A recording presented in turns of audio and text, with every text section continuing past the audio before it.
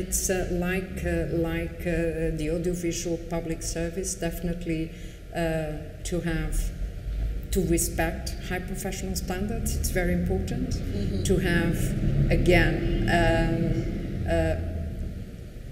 a proper funding and also an independent board of governance, and to have an independent governance that in a way protects the agency of any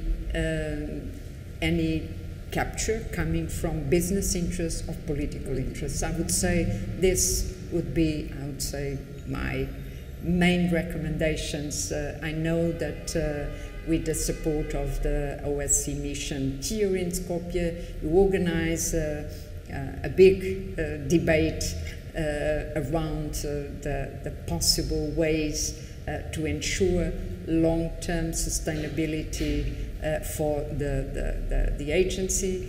As far as I know, the recommendations were not yet published. Yes. I will be more than happy to look at them when they will be published. And I hope that really you can find the best way to protect the agency in order to allow it to continue the fantastic work it's doing in the country.